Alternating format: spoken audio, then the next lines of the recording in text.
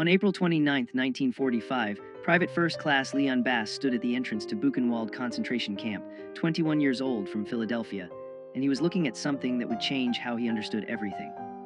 Bass was part of the 183rd Engineer Combat Battalion, an all-black unit that had been fighting across Europe since D-Day. The Army had assigned his unit to provide support during the liberation. What Bass saw that day, the skeletal prisoners, the crematoriums, the evidence of industrial genocide, made him realize something profound. He had spent his entire life being told by white Americans that black people were inferior, subhuman, dangerous. Now he was standing in a place built by white people who had convinced themselves that certain humans weren't human at all. The U.S. Army in 1945 was still completely segregated. Black soldiers served in separate units, ate in separate mess halls, slept in separate barracks. They had fought across North Africa, Sicily, Italy, France, and Germany, but always apart from white soldiers. The Army told them this was necessary, that integration would cause problems. That white soldiers wouldn't accept them as equals, that the German people, especially German women, would be hostile to black soldiers because of Nazi racial ideology. Army pamphlets distributed to black troops before they entered Germany warned them explicitly, German civilians have been indoctrinated to see you as inferior. Expect hostility. Expect rejection. Keep your distance.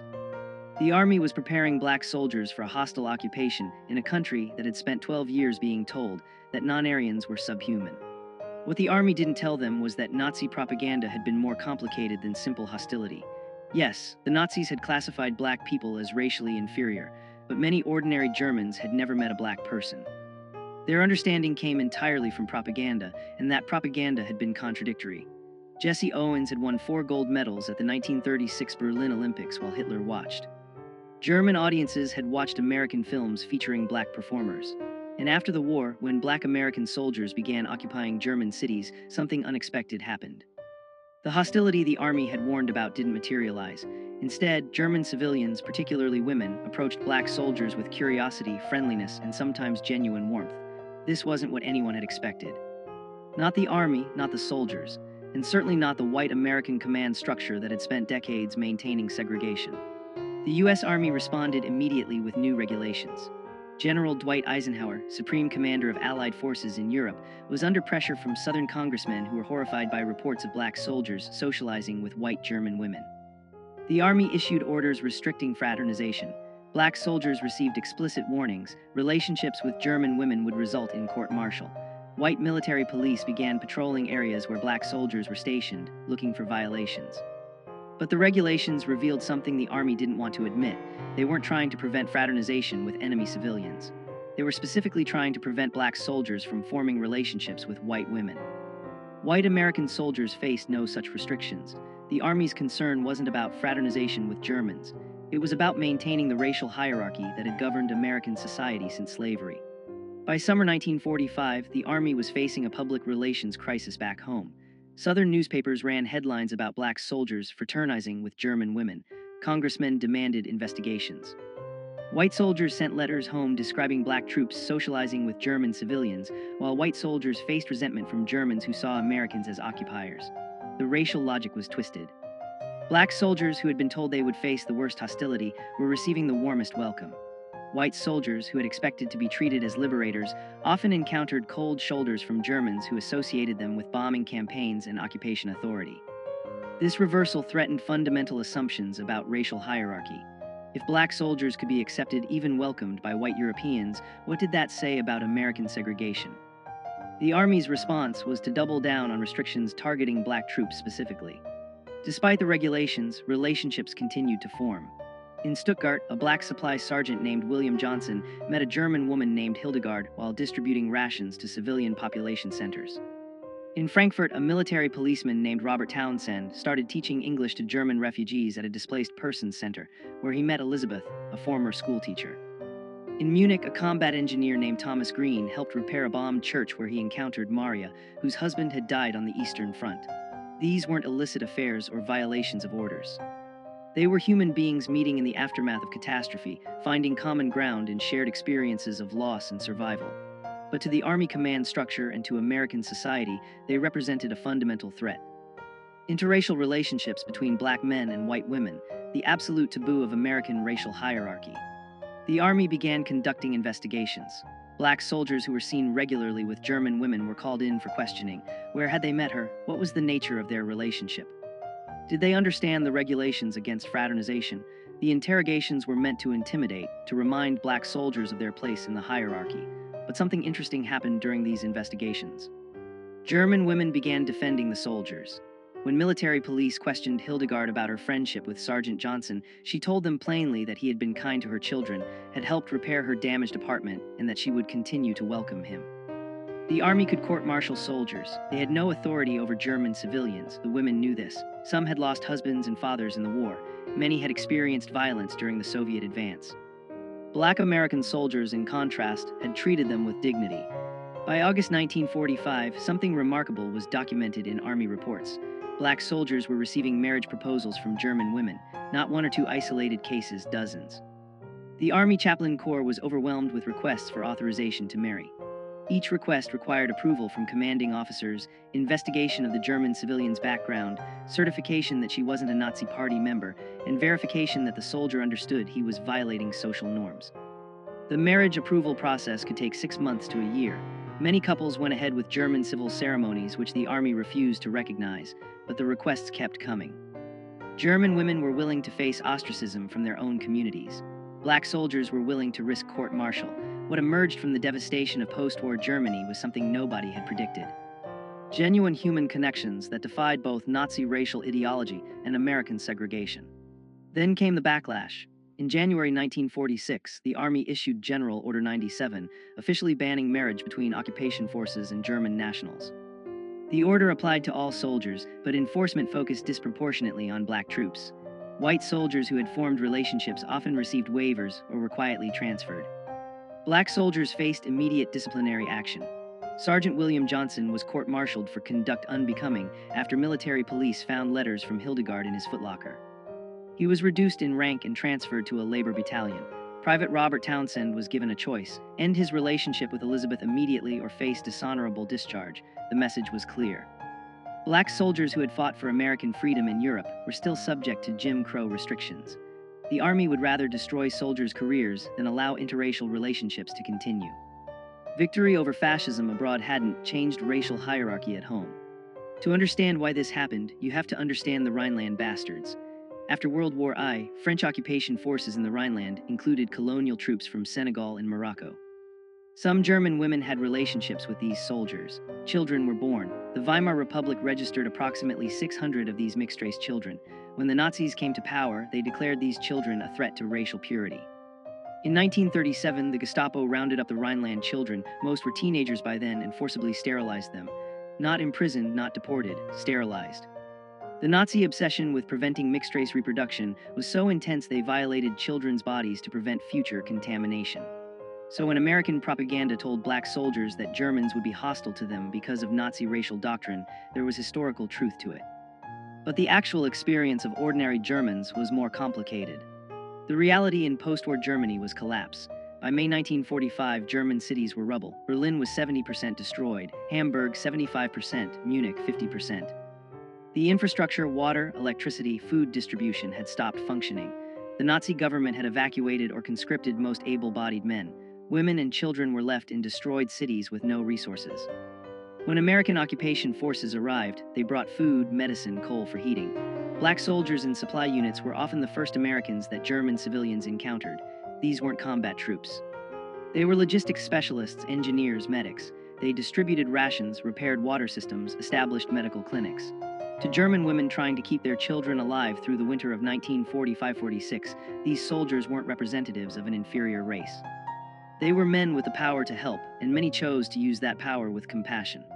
But black soldiers also faced unique disadvantages. The Army assigned black units primarily to service roles: supply, transportation, engineering, graves registration. Combat roles were largely reserved for white units. This wasn't because black soldiers lacked ability. It was deliberate policy based on racist assumptions about intelligence and courage. The 92nd Infantry Division and 93rd Infantry Division were all black combat units that saw limited action. Most black soldiers never saw frontline combat. They built bridges, transported supplies, buried dead. The irony was that this relegated status actually facilitated more civilian contact. Combat units moved frequently. Service units stayed in place, worked alongside German civilians on reconstruction projects, developed ongoing relationships. The Army's racist assignment policies inadvertently created conditions for exactly the interracial contact the Army wanted to prevent. Structural racism defeated its own purpose. Command structure was fragmented. The European theater of operations had separate chains of command for white and black units. Orders issued to white regiments didn't always reach black units with the same urgency. When General Order 97 banned marriage with German nationals, white units received immediate enforcement. Black units sometimes didn't receive official notification for weeks. Some commanders chose not to enforce the order strictly. Colonel Marcus Ray, commanding officer of a black transportation battalion in Frankfurt, believed the fraternization ban was unenforceable and morally wrong. He told his officers to focus on military duties, not soldiers' personal lives. Other commanders, particularly Southern white officers assigned to black units, enforced regulations with zealous racism. The inconsistent enforcement created confusion and hope. Maybe the regulations weren't absolute. Maybe individual commanders had discretion. Maybe relationships could survive if commanders looked the other way.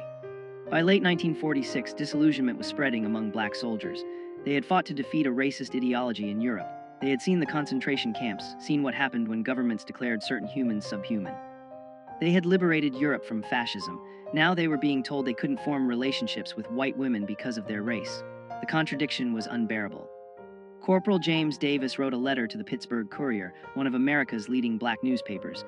"We defeated Hitler's racism with guns. Now we face American racism with regulations." What did we fight for? The letter was published. The Army investigated Davis for undermining morale. He was transferred to a supply depot in France and told that speaking to the press without authorization was grounds for court-martial. The message to black soldiers was clear: keep quiet about the racism you experience or face consequences. The NAACP and other civil rights organizations pressured the Army to change policies. They argued that black soldiers had earned the right to marry whom they chose through their service. The Army's response was to form a committee to study the fraternization issue. The committee held hearings in Washington in March 1947. Black veterans testified about discrimination in enforcement of marriage restrictions. German women submitted affidavits describing how black soldiers had treated them with respect, while white American soldiers had sometimes been violent or demeaning. The committee's final report acknowledged disparate enforcement but recommended no policy changes. Instead, the report suggested that interracial marriages would create problems when couples returned to the United States, particularly in southern states with anti-miscegenation laws. The Army's position was that preventing interracial marriages wasn't racism. It was protecting black soldiers from the racism they would face at home. For Sergeant William Johnson, the personal cost was devastating. After his court-martial and reduction in rank, he was transferred away from Stuttgart and Hildegard. The Army confiscated their correspondence. Johnson wasn't allowed to communicate with her. Hildegard didn't know where he had been sent. She wrote letters to the Army requesting information about his location. The letters were filed away unanswered. Johnson spent months not knowing if Hildegard believed he had abandoned her. He couldn't sleep, lost weight. His performance reviews noted lack of focus and apparent depression.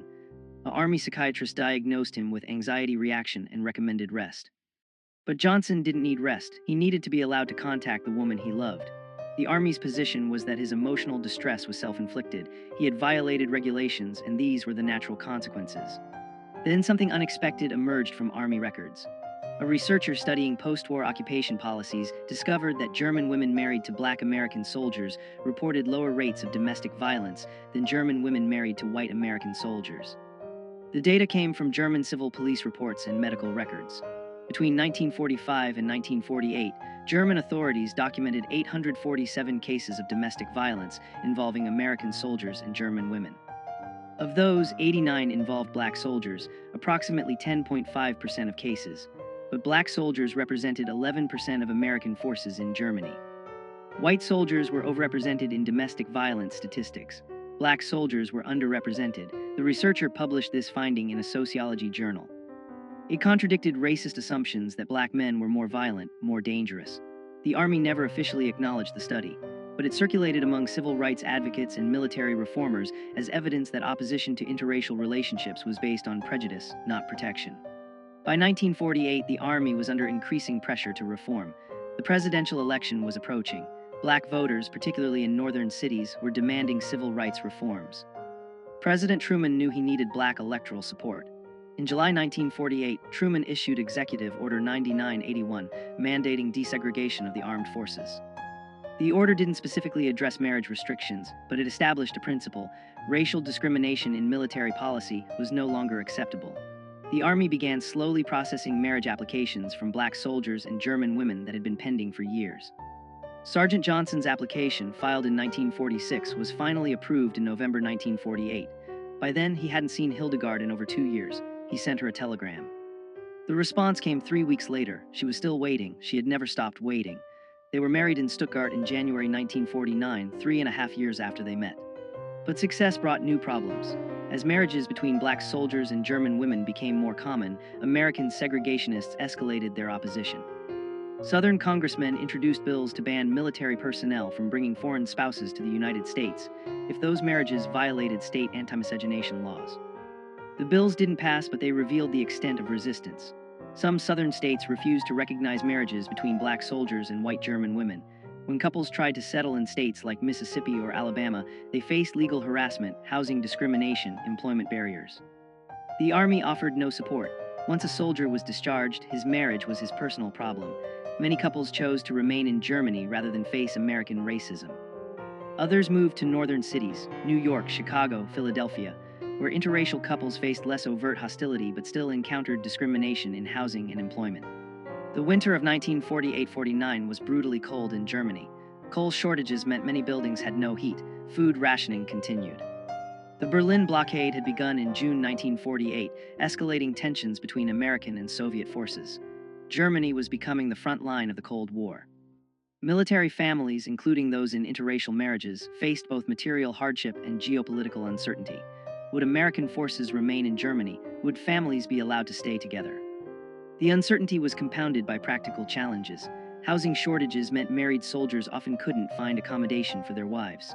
The Army provided housing for officially recognized military families, but many interracial couples' marriages weren't recognized by all Army commands. Some couples lived in German civilian housing, separated from military support systems.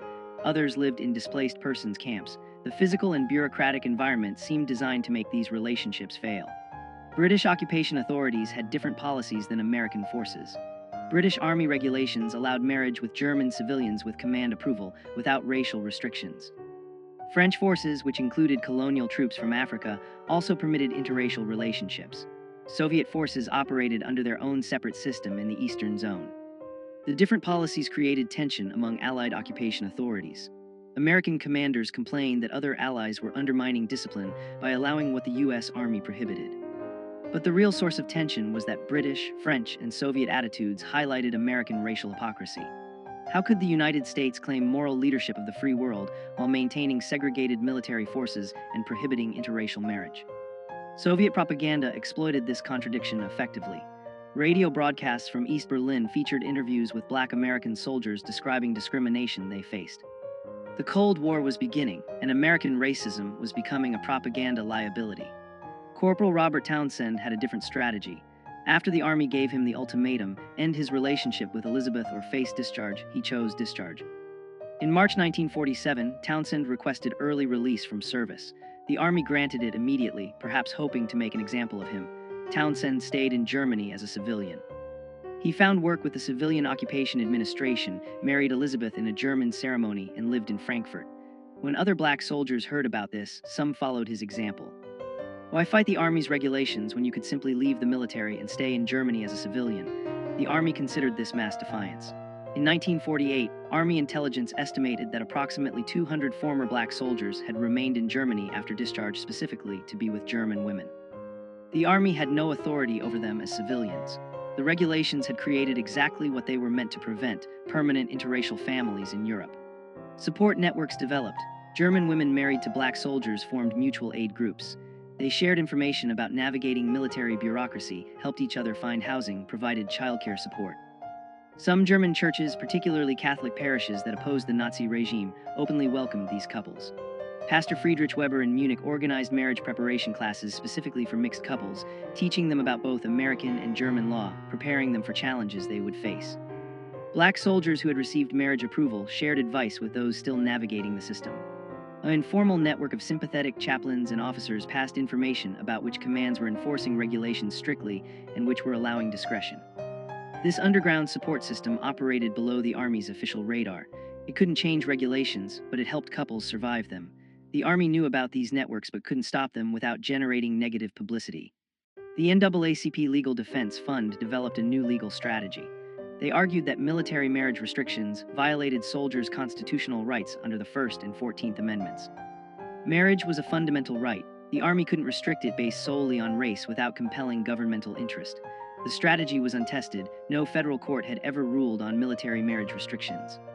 The Defense Fund filed a test case in 1948 on behalf of Sergeant David Coleman, who had been court-martialed for marrying a German woman without authorization.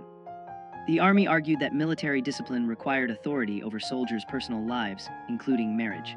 The federal district court ruled in the Army's favor, saying military necessity justified the restrictions. The Defense Fund appealed. The case moved slowly through federal courts. While it was pending, it provided hope. Maybe courts would eventually recognize that black soldiers had the same marriage rights as white soldiers, regardless of military service. Each soldier faced an individual calculation. Obey regulations, maintain military career but lose the relationship. Or defy regulations, face court-martial or discharge but stay with the woman you loved.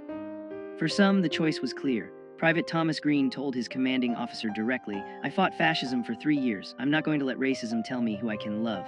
Green faced court-martial, received a dishonorable discharge, and stayed in Munich with Maria. For others, the calculation was more complicated. Soldiers with families back in the United States, soldiers supporting parents or siblings, soldiers who needed the Army's educational benefits, they had obligations that extended beyond individual relationships. Some chose to end relationships they didn't want to end because the practical consequences were unbearable. There was no right answer. Each man had to decide what he was willing to sacrifice and what price was too high to pay. Some couples tried compromise solutions. Private James Wilson and his German fiancée Anna agreed he would return to the United States first, establish civilian life, then send for her to immigrate as his fiancée rather than as a military dependent. The plan seemed solid. Wilson received honorable discharge in June 1948, returned to Detroit, found a job at Ford Motor Company, and began the immigration sponsorship process. The wait was supposed to be 6 months. It took 3 years. The State Department processed German immigration applications slowly. Former enemy nationals faced additional scrutiny. Applications from German women engaged to black American men faced the slowest processing of all. Wilson sent letters weekly. Anna waited in Munich, working as a seamstress. By the time her visa was finally approved in 1951, they had spent most of their relationship apart. When she arrived in Detroit, they barely recognized each other. The reunion was awkward, strained. They married anyway, hoping proximity would restore what distance had eroded. By 1949, many relationships had failed. The combination of military regulations, bureaucratic delays, material hardship, and long-term separation had broken couples apart. The Army compiled statistics. Of approximately 3,200 marriage applications filed by black soldiers serving in Germany between 1945 and 1949, only 1,100 had been approved. Of those approved marriages, an estimated 40% ended in separation or divorce within 5 years. The Army used these statistics to justify their original restrictions. See, these relationships don't work. What the statistics didn't capture was how Army policies actively sabotaged these relationships.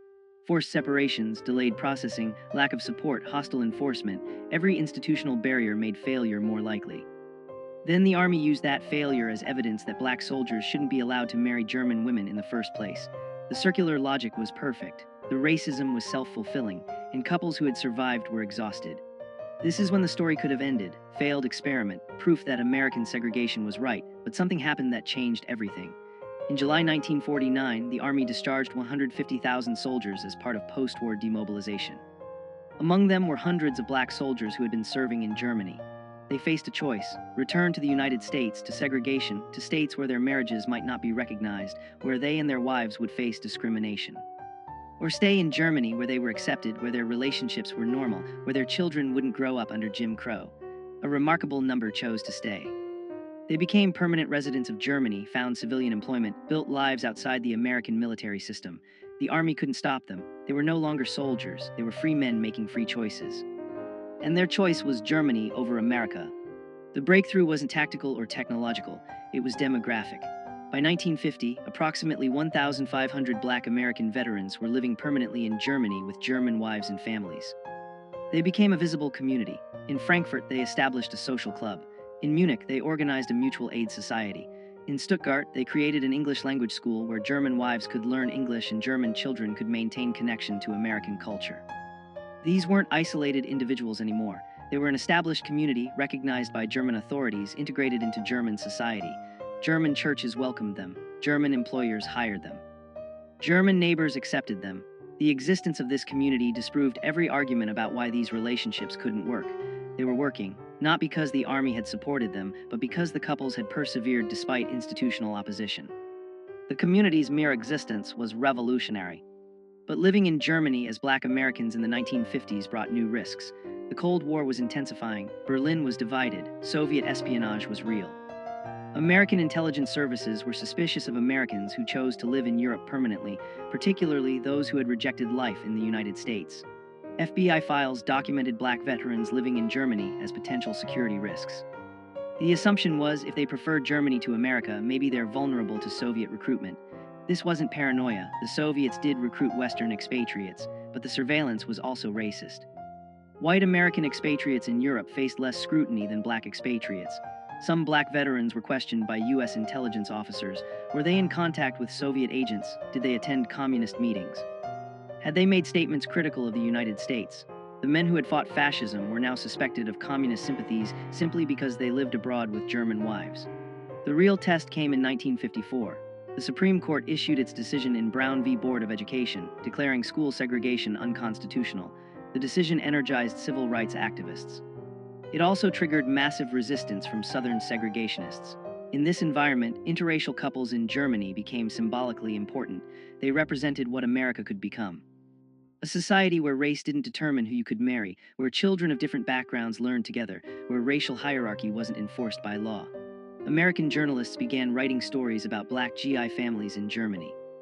Life magazine published a photo essay. The stories emphasized how German society had accepted these families, how children attended integrated schools without controversy, how neighbors lived side by side without conflict.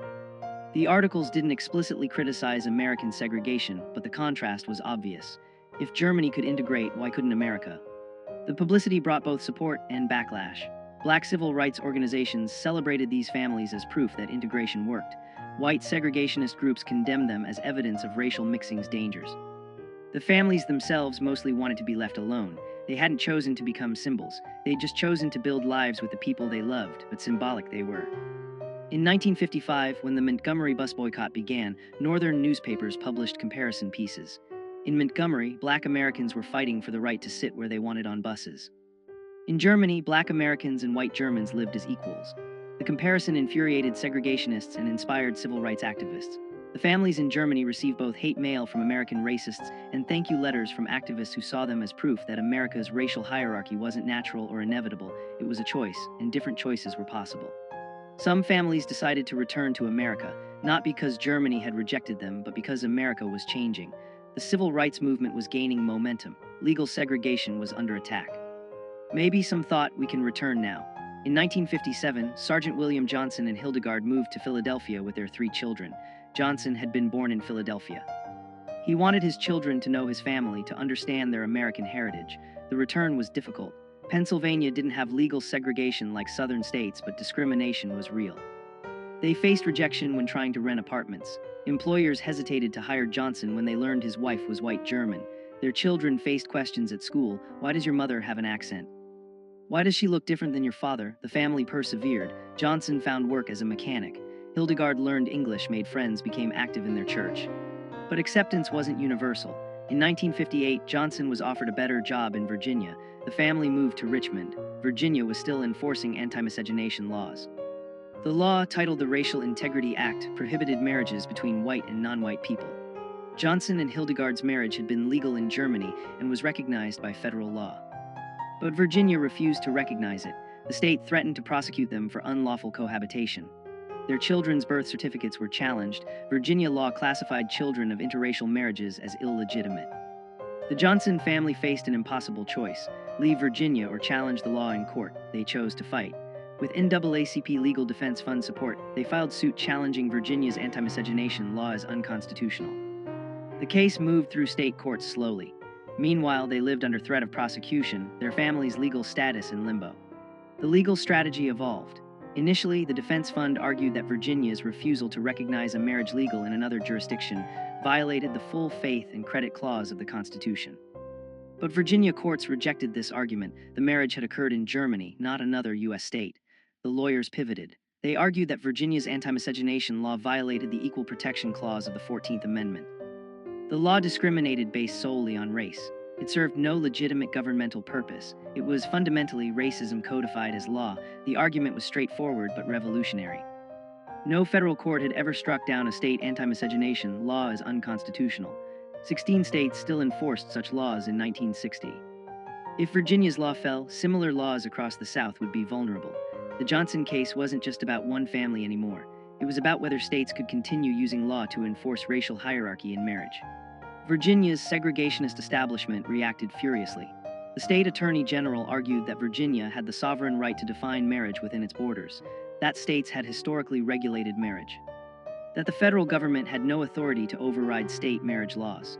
Virginia's brief defended anti-miscegenation laws as protecting both races from the tragedy of racial mixing. The brief cited pseudoscientific studies claiming mixed-race children suffered psychological damage. It quoted religious authorities who argued that God intended races to remain separate. The brief represented segregationist ideology at its most explicit. Racial hierarchy was natural, necessary, and required legal enforcement. Virginia announced it would appeal any adverse ruling all the way to the Supreme Court. Segregationist newspapers ran editorials warning that if states lost the right to prohibit interracial marriage, the entire legal framework of segregation would collapse. They were right. The Johnson family endured 3 years of legal limbo. During that time, they faced harassment, anonymous phone calls at night, threatening letters. Someone threw a brick through their window with a note.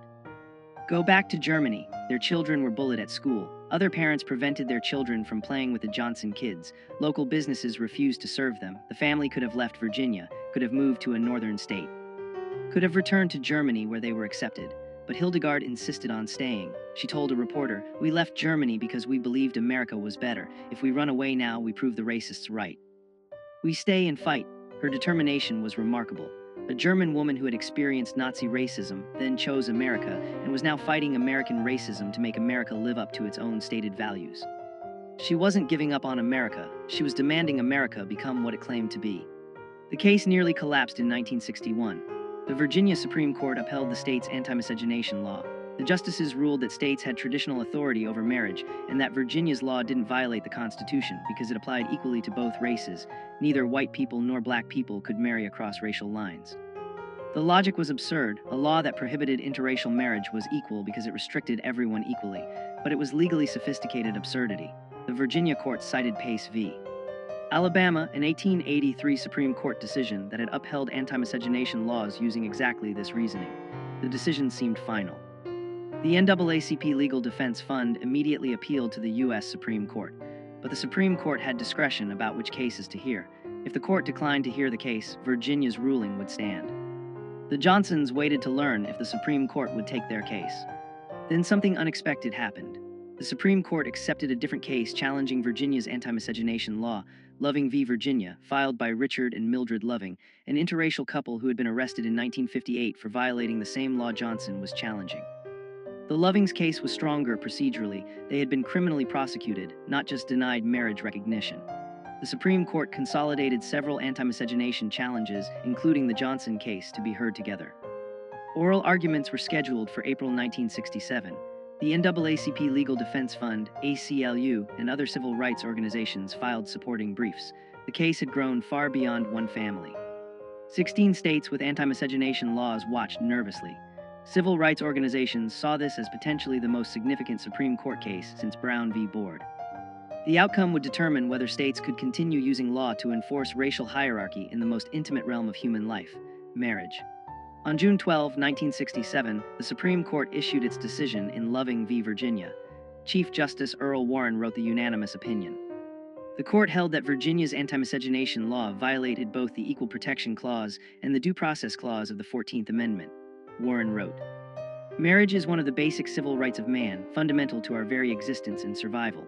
To deny this fundamental freedom on so unsupportable a basis as racial classifications embodied in these statutes, depriving all the state's citizens of liberty without due process of law, violates the central meaning of the Equal Protection Clause." The decision was unequivocal. Anti-miscegenation laws were unconstitutional. 16 states' laws were instantly invalidated. Couples like the Johnsons, who had been fighting for recognition of their marriages, were suddenly vindicated. Interracial marriage was now a constitutional right nationwide. The decision's impact was immediate and profound. Couples who had been living in legal limbo were suddenly protected. Couples who had avoided certain states could now travel freely. Children whose legitimacy had been questioned were legally recognized. The Johnson family held a small celebration in their Richmond home. Hildegard cried, not from sadness, but from relief. For 9 years since returning from Germany, they had lived under the threat of prosecution. Now that threat was gone. The Supreme Court had declared that their marriage was legitimate, that their family was legal, that their love was constitutionally protected. The victory belonged to the Lovings, whose names would forever be associated with the case. But it also belonged to the Johnsons and hundreds of other families who had fought for recognition, who had endured harassment, who had refused to accept that America could legislate love across racial lines. They had won. After the celebration ended, there was a strange quiet. The Johnsons sat in their living room that evening, not speaking much. The victory was real, but it couldn't erase the years of struggle. It couldn't undo the harassment, the threats, the brick through the window. It couldn't restore the relationships they'd lost, family members who had rejected them, friends who had abandoned them. The Supreme Court decision meant their marriage was legal. It didn't mean their neighbors suddenly accepted them. It didn't mean the discrimination ended, but something fundamental had shifted. The law was now on their side. Future interracial couples wouldn't have to fight the battles they'd fought. The silence that evening wasn't disappointment. It was exhaustion, relief, and recognition that their sacrifice had meaning beyond their own family. They had helped change America, even if America hadn't yet fully changed. In the years following Loving v. Virginia, interracial marriage rates increased gradually. In 1967, approximately 3% of marriages were interracial. By 1980, that number had risen to 7%. By 2000, it was 15%. The change was generational and geographic. Younger Americans were more accepting than older generations. Urban areas showed higher interracial marriage rates than rural areas, but the trend was consistent. The legal barriers' removal gradually reduced social stigma. The families who had pioneered interracial marriage in the 1940s and 50s watched this change with complex emotions. They were vindicated. Their relationships, once illegal, were now recognized. But they also knew how difficult their path had been. Many had lost family relationships, job opportunities, social standing. The younger generation marrying across racial lines didn't always understand what earlier pioneers had sacrificed, but that was the point. Progress meant future generations wouldn't need to fight the same battles. Stories about Black GI families in Germany continued to emerge. Historians began researching occupation-era relationships. Oral history projects interviewed couples who had met in post-war Germany. A pattern emerged. These relationships had succeeded despite institutional opposition, not because of institutional support. The couples who survived were those with exceptional determination, those who built support networks, those who were willing to sacrifice career advancement for personal relationships. Sociologists studying these families found something unexpected. Children from these families showed higher rates of cross-cultural competence, foreign language fluency, and international perspective than children from monoracial families. Growing up between cultures, between languages, between nations, gave these children unique advantages. What American racism had treated as a weakness, mixed racial heritage, was actually producing adaptive, resilient, culturally sophisticated individuals. The military families who returned to America brought this international perspective into American communities. The U.S. military never officially apologized for its discriminatory marriage policies, but institutional practices changed. By 1970, the military had abandoned race-specific marriage restrictions. Soldiers of any race could marry foreign nationals with command approval, regardless of racial matching. The approval process still existed. The military maintained authority over soldiers' personal lives, but race was no longer an explicit factor. In 1995, the Army published a historical study of race relations in the post-war occupation. The study acknowledged that marriage restrictions had been discriminatory and had damaged morale among Black soldiers. The study stopped short of apologizing, but noted that policies based on racial assumptions rather than military necessity undermined the values American forces claimed to defend. It was bureaucratic language, carefully hedged. But it was acknowledgement. The institution that had enforced segregation was admitting its policies had been wrong. By the 2000s, military interracial marriage was common and unremarkable. Approximately 15% of military marriages were interracial, higher than the civilian rate of 12%. Military bases were among the most integrated spaces in American society. Base housing, schools, churches, recreation facilities, all fully integrated, all normalizing interracial families. This wasn't because the military had become progressive. It was because military policy, once it abandoned formal discrimination, created conditions where integration became practical reality. Soldiers from different backgrounds served together, socialized together, formed relationships together.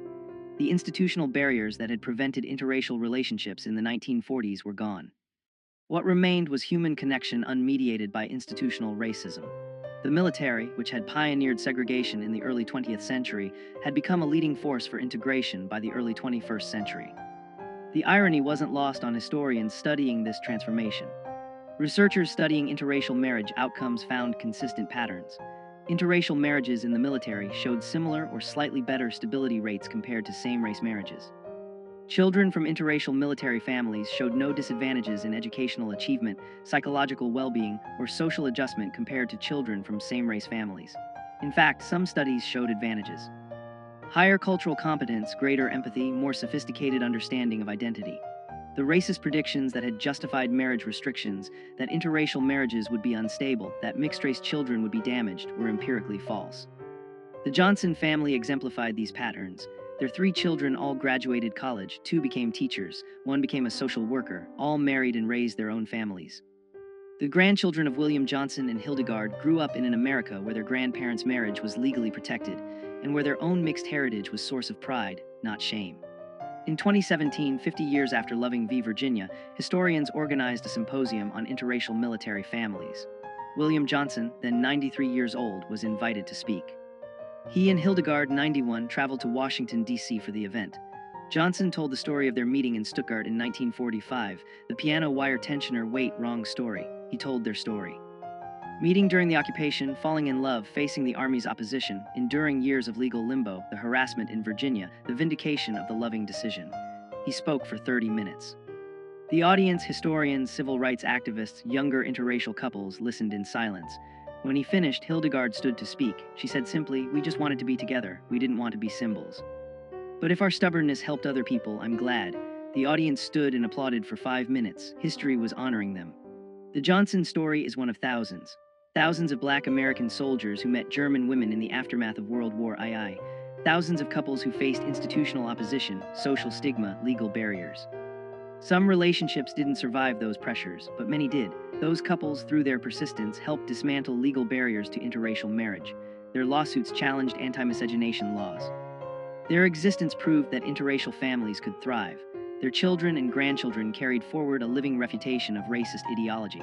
This wasn't the conventional civil rights narrative of marches and protests. It was quieter, more personal. It was people choosing love over conformity, choosing human connection over institutional hierarchy, choosing to build families that violated racial boundaries. Their resistance was domestic, intimate, daily, but it was resistance nonetheless, and it contributed to transforming America's understanding of race, family, and belonging. William Johnson died in 2019 at age 95. Hildegard followed 6 months later at 93. They had been married 70 years. At the funeral, their children spoke about their parents' determination, their refusal to accept that society could dictate whom they loved. Their grandchildren spoke about growing up with a German grandmother whose accent never faded, who taught them to speak German, who made Stalin at Christmas and told them stories about surviving the war.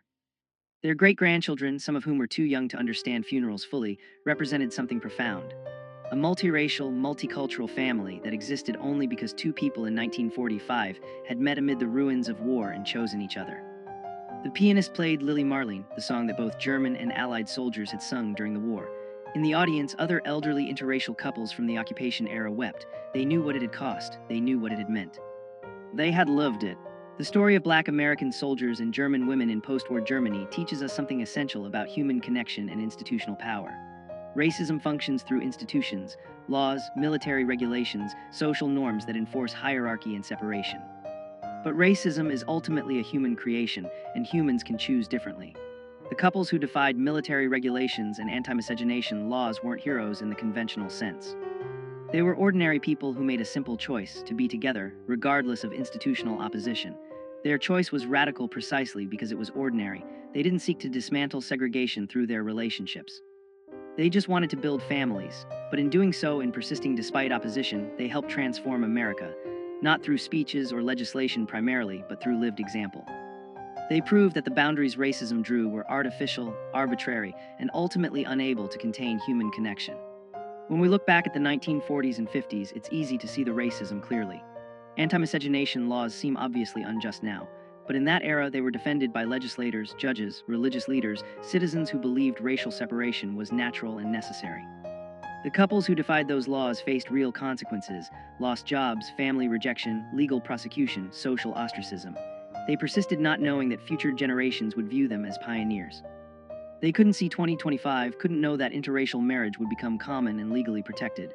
They acted on faith, faith in their relationships, faith that their choice was right despite what society said. That faith was validated by history, but they didn't have history's validation when they needed courage. They had only their commitment to each other, and somehow that was enough. This is the story they didn't teach you in school. The story of Black American soldiers who were told they'd be unwanted in Germany, who found acceptance instead. The story of German women who had been told Black people were inferior, who chose Black American soldiers as husbands anyway. The story of couples who faced down both Nazi racial ideology and American segregation. The story of families that existed as living proof that racial hierarchy was a lie. Their story is American history. It's civil rights history, it's military history, it's German history, it's human history. If this forgotten story resonated with you, please like this video. Subscribe to hear more untold histories of courage and resistance. Leave a comment telling us where you're watching from and whether you've heard this story before. Thank you for listening to this history. Thank you for keeping these stories alive. And remember, the boundaries that divide us are never as strong as the connections that unite us.